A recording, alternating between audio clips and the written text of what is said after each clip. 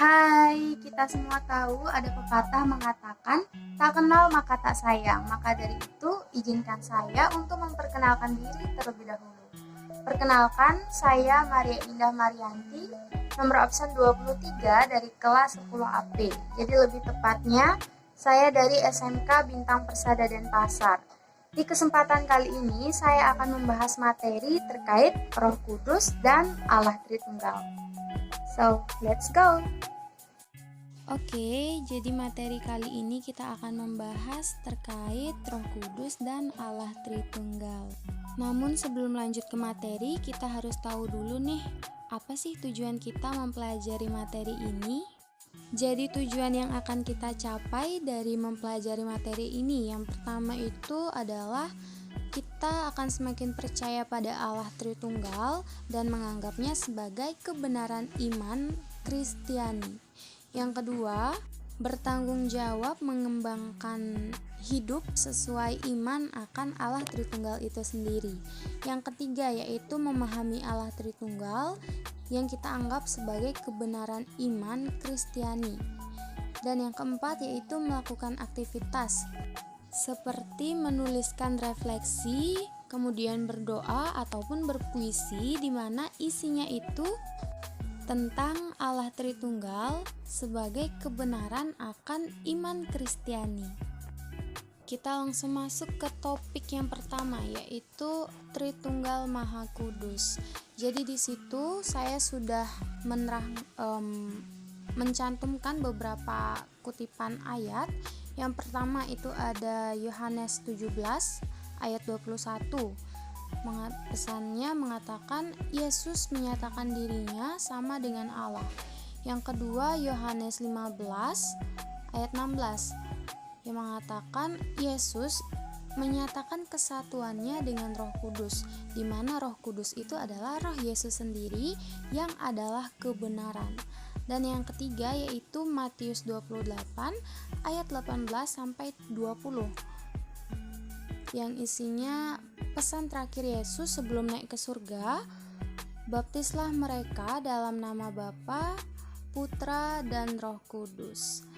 Jadi dari kutipan di atas kita mengetahui bahwa Tritunggal ini adalah gabungan dari 3 kepribadian yang membuat Allah ini semakin menyatu dalam satu kesatuan dengan sepenuhnya dan juga seluruhnya. Jadi 3 kepribadian itu Tritunggal itu adalah Bapa untuk Putra, Putra untuk Bapa, dan Bapa Putra untuk Roh Kudus.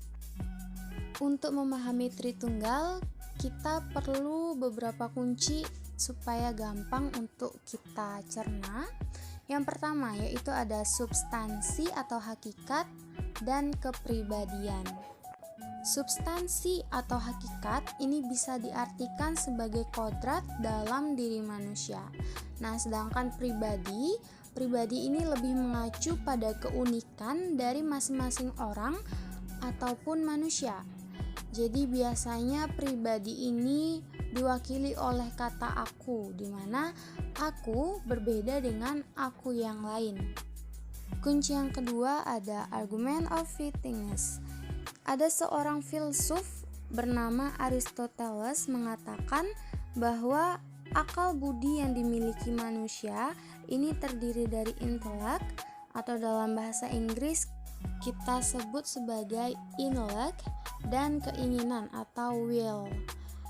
Dua hal ini memampukan manusia untuk melakukan 2 perbuatan, yaitu untuk mengetahui lalu mengasihi.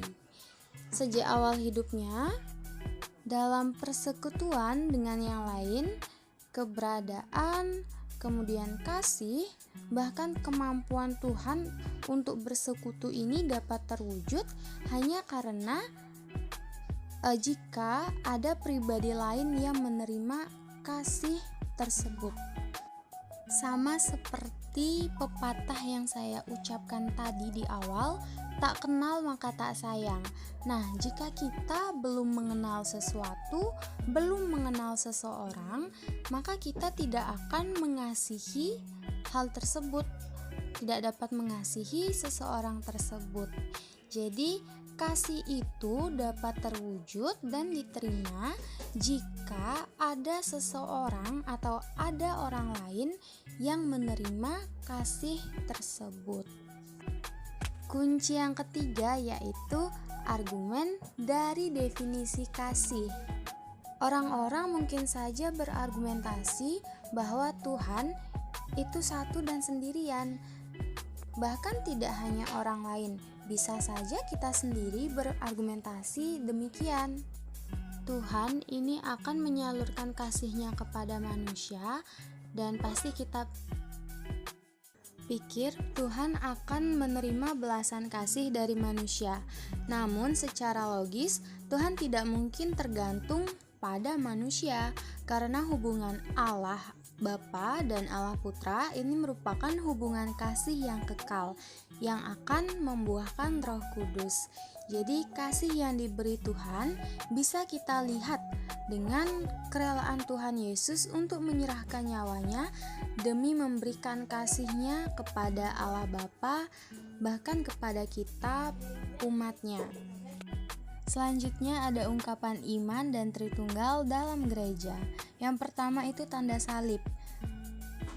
Menandai diri dengan salib sebelum maupun sesudah berdoa itu merupakan ungkapan khas bagi umat Katolik. Nah, tanda salib itu sendiri yaitu mengucapkan dalam nama Bapa, Putra, dan Roh Kudus. Dengan tanda salib, kita meneladani Yesus Kristus yang berkat salibnya telah menebus dosa dan menghantar manusia pada Bapa di surga. Madah kemuliaan yang biasanya kita nyanyikan ini merupakan pujian atas kebesaran karya keselamatan Allah. Kita tahu bahwa Allah turun dari surga untuk keselamatan kita dan untuk mengangkat kita ke atas, di mana kita sebagai manusia yang kecil yang mengagumi karya kebesaran Allah. Dalam madah ini kita juga memuji Putra Allah yang setara dengan Bapa, yang menghapus dosa dunia sekaligus yang menebus dosa-dosa kita. Yang ketiga ada syahadat atau kredo. Nah, isi dari syahadat atau kredo ini dengan sangat jelas mengungkapkan iman akan Allah Tritunggal yang Maha Kudus. Syahadat atau kredo ini merupakan ringkasan dari seluruh sejarah karya penyelamatan Allah, mulai dari penciptaan, kemudian penjelmaan, kesengsaraan, wafat, kebangkitan, kenaikan ke surga, kedatangan Roh Kudus, kedatangan Kristus kembali, misteri gereja, sampai sakramen-sakramen sampai dengan kehidupan yang kekal. Yang keempat ada doxologi yang artinya doa pujian. Jadi doxologi ini memperlihatkan 3 macam relasi hubungan kita dengan Kristus. Yang pertama ada oleh Kristus yang menekankan perantaraan Kristus. Kemudian ada dengan Kristus dan dalam Kristus. Nah, dalam Kristus ini biasanya sangat dekat dengan istilah dalam Roh Kudus. Dan memang tekanan doxologi ini menuju ke arah berikut ini. Jadi biasanya kita dalam perayaan mengucapkan kepadamu Allah Bapa yang Maha Kuasa dalam persatuan dengan Roh Kudus segala hormat dan pujian. Dan itu masih ada ya lanjutannya lagi. Oke, yang terakhir ada pembaptisan. Pembaptisan yang dilaksanakan dalam gereja Katolik ini menggunakan rumusan Trinitas. Pada waktu membaptis, imam akan mengucapkan romo. Imam ataupun romo itu sama saja, ia akan mengucapkan, "Aku membaptis kamu dalam nama Bapa, Putra, dan Roh Kudus." Dan melalui pembaptisan ini, orang yang dibaptis akan dipersatukan dalam kehidupan Tritunggal Maha Kudus.